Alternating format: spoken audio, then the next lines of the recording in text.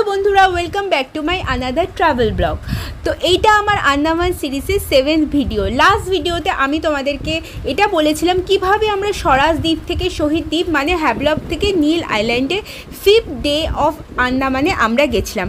আজকে আমরা সেম দিন মানে 5th ডেতে আমি তোমাদের সাথে কি কি করেছি ওখানে, আর আমাদের রিসর্ট, আর আমরা সেদিন কোথায় কোথায় সাইট সিনিং করেছি সেইগুলো শেয়ার করব। ফার্স্টে আইল্যান্ডের জেটিতে নেমে আমরা চলে যাই আমাদের রিসর্টে। আইল্যান্ডের জেটিটা থেকে রিসর্ট যেতে আমাদের খুব একটা বেশি সময় লাগেনি, তার কারণ হলো দ্বীপটা খুবই ছোট, হ্যাভলকের থেকেও অনেকটাই ছোট। নীল আইল্যান্ড হচ্ছে খুবই ছোট একটা দ্বীপ, তো একটা জায়গার থেকে আরেকটা জায়গায় যেতে তোমাদের খুব একটা বেশি সময় লাগবে না। এটি থেকে আমাদের রিসর্টে যেতে 10 মিনিট সময় লেগেছিল। যে রিসর্টটায় আমরা ছিলাম সেটার নাম ছিল কোকো অ্যান্ড হাট রিসর্ট নীল আইল্যান্ড। এটা খুবই সুন্দর একটা রিসর্ট, আর একদমই সি বিচের ধারে, একদমই সি বিচ দেখতেই পাচ্ছ তোমরা যে ভিডিওতে একদম সি বিচটা দেখা যাচ্ছে। তো এই রিসর্টটার একটা জিনিস হলো যে এখানে কটেজেসও আছে, আবার মেন বিল্ডিংও আছে। তোমরা চাইলে কটেজেও থাকতে পারো, মেন বিল্ডিংয়েও থাকতে পারো, যার যেটা ইচ্ছা সেটা তার কমফর্টের উপর ডিপেন্ড করে। এটার রুম রেটগুলো ডিফারেন্ট সিজনে ডিফারেন্ট টাইপের হয়।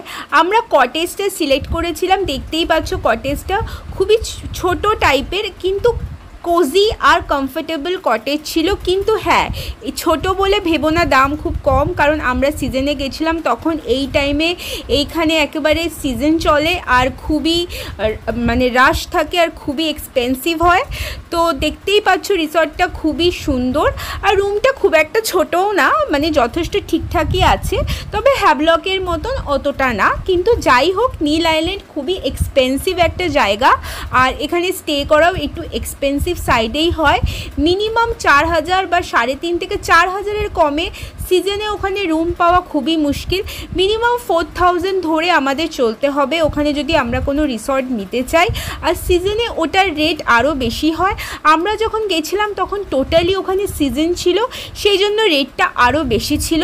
আর তোমরা লোকেশনটা দেখতেই পাচ্ছ, যত ভালো লোকেশনে রিসর্ট হবে মানে সি বিচের সাইডে রিসর্ট হবে তত রেট বেশি। সব রিসর্টের সাথে কিন্তু এভাবে সি বিচ কানেক্টেড থাকে না। আমাদের রিসর্টটার সাথে দেখতেই পাচ্ছ, যেমন হ্যাভলকেও আমাদের রিসর্টের সাথে একটা প্রাইভেট সি বিচ ছিল, এখানেও দেখতে পাচ্ছ আমাদের সি বিচের সাথেই একেবারে অ্যাটাচ একটা সি বিচ আছে। আর এটা দেখতে পাচ্ছ যে অন্য রিসর্টে এখান থেকে আসতে পারবে না কেউ, কারণ এখানে জলটা এগিয়ে আসে, যার ফলে আসা সম্ভব না। আর আমাদের আশেপাশে কোনো রিসর্ট ছিলও না।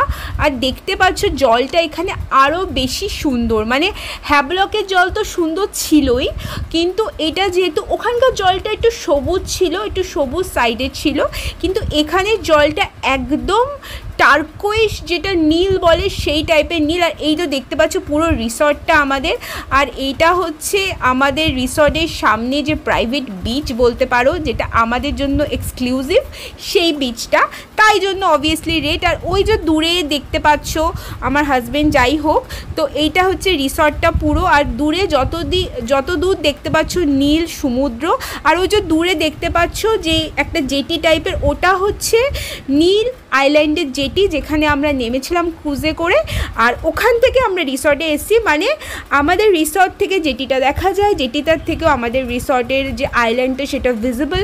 খুবই সুন্দর একটা রিসর্ট, তোমরা সার্চ করে দেখতে পারো, অনলাইন অফলাইনে পেয়ে যাবে, কিন্তু রেট ভ্যারি করে। আমাদের পার্সোনালি রিসর্টটা খুবই ভালো লেগেছে, just because of the location, কারণ আন্দামানে ঘুরতে গেলে লোকেশনটাই ম্যাটার করে। যত সুন্দর লোকেশনে তুমি থাকতে পারবে আর বিচটাকে এনজয় করতে পারবে ততটাই ভালো লাগবে। যাই হোক, আমরা ওখানে খুব এনজয় করেছি। এটা সিজনালি ভ্যারি করে বা কখন তুমি যাচ্ছ তার অনুযায়ী। আমরা যেহেতু সিজনে গেছিলাম ওই সময় মানে আন্দামানের সিজন তো খুবই ভালো সময় ছিল। আর এইটা আমাদের সি বিচের সামনে দেখতেই পাচ্ছ সুন্দর নীল জল, আর ওখানে গিয়ে আমরা ওখানে ঘুরছিলাম, একদম দেখতে পাচ্ছ ক্লিয়ার জল আর একদম হোয়াইট স্যান্ড দেখতেই পাচ্ছ। আমি হাঁটছি জলের উপর দিয়ে, তোমরা স্যান্ডটা দেখতে পাচ্ছ, এত সুন্দর। সব রিসর্টের সাথে এত সুন্দর কানেক্টেড সি বিচ থাকে না, এখানে ছিল। আর হেঁটে অনেকটা যাওয়া যাচ্ছিলো, দেখতেই পাচ্ছ আমার হাজব্যান্ড হেঁটে কতটা চলে গেছে, কিন্তু জল কতটা নিচ অবধি। আমরা হাঁটতে হাঁটতে অনেকটা চলে গেছিলাম, মানে তখন যদিও জোয়ার ছিল না, জোয়ার মানে রাতের দিকে সন্ধ্যের পরে আসতো, বাট আমরা হেঁটে অনেকটা চলে গেছিলাম। জানতাম না জল চলে আসলে কি হবে, বাট আমরা হেঁটে অনেক দূর অবধি চলে গেছিলাম। সেটা অতটা ভিডিও আর এখানে শেয়ার করা পসিবল হয়নি, কিন্তু মানে দারুণ ছিল আমাদের এক্সপিরিয়েন্স। নীল আইল্যান্ডে যতটা এক্সপেক্ট করেছিলাম তার থেকে অনেক সুন্দর, অনেকটাই ভালো লেগেছে। যাই হোক, এতটা ঘোরার পরে আমাদের মনে হলো গিয়ে একটু পেট পুজো করা যাক, তাই দুপুরবেলা লাঞ্চ করতে আমরা চলে যাই যে আমাদের রিসর্ট, সেই রিসর্টের হোটেলে। হ্যাঁ, এখানে আমার জানানো হয়নি, রিসর্টের সাথে কিন্তু আমাদের ব্রেকফাস্ট ইনক্লুডেড ছিল। আমরা ওখানে 2 দিন স্টে করতাম, মানে 2 নাইটস 3 ডেজ মতন, মানে 2 দিন টোটালি স্টে, আর থার্ড দিন আমরা ওখান থেকে আবার ব্যাক করতাম। তো ওই 2 দিনের ব্রেকফাস্ট আমাদের ওখানে ইনক্লুডেড ছিল। আর দেখতেই পাচ্ছ রেটগুলো কিন্তু আমি একটু জানিয়ে রাখি, যেহেতু রিসর্ট এখানে, আর এখানে কিন্তু রেট একটু হাই প্রাইস। তার কারণ হচ্ছে জিরা রাইস দেখতেই পাচ্ছ 200 রুপিস, যেটা একটু হাই প্রাইসড, কারণ হ্যাভলকের থেকে নীল আইল্যান্ড কিন্তু অনেকটাই এক্সপেন্সিভ সাইডে আসে। তো এখানে তোমাদের রিসর্ট ছাড়া কোনো অপশান নেই, যদিও আমরা পরে একটা অপশন খুঁজে বার করেছিলাম, কিন্তু ইন জেনারেল রিসর্টেই তোমাদের খেতে হবে। দ্যাটস ওয়াই আমি তোমাদের সাথে চার্টটা শেয়ার করে দিলাম একবার।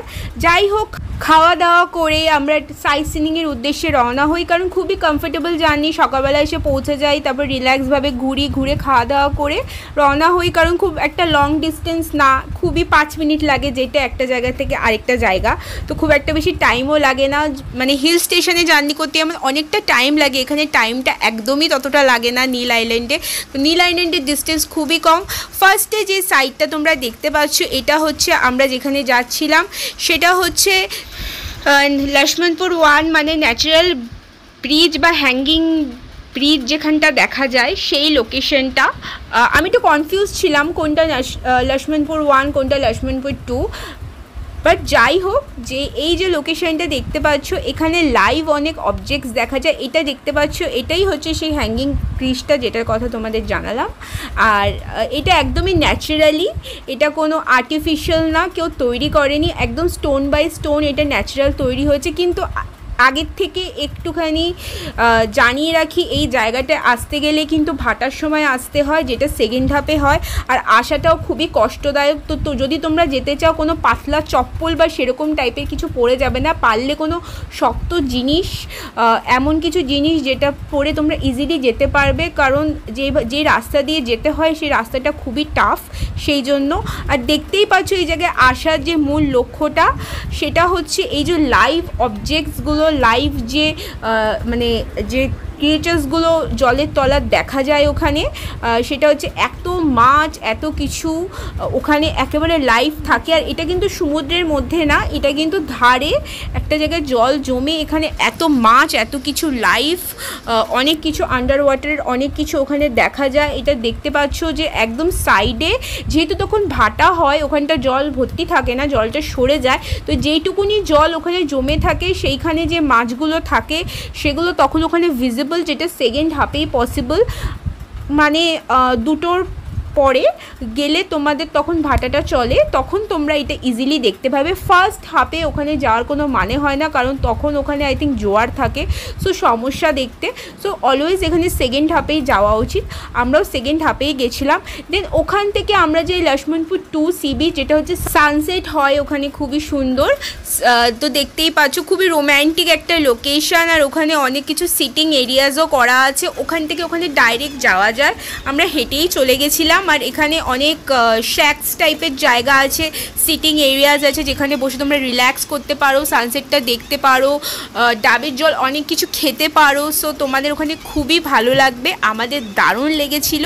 তো সেদিন আমরা মাত্র এই 2টো সাইট সিনিংই করেছিলাম। নীল আইল্যান্ডে মোটামুটি 3-4টে জায়গা আছে সাইট সিনিং করার মতো। ওখান থেকে আমরা ডাইরেক্ট হোটেলে চলে আসি। হোটেলে এসে আমরা ওখানে রিল্যাক্স করি। রাত্রিবেলা হোটেলটা দেখতেই পাচ্ছ আরও বেশি সুন্দর লাগছিল, খুব সুন্দর করে সাজিয়েছিল। তো আপাতত আমরা ওখানে রাত্রিবেলা রেস্ট করি। তো এইভাবেই আমাদের ডে 5 এন্ড হয় আন্দামানে।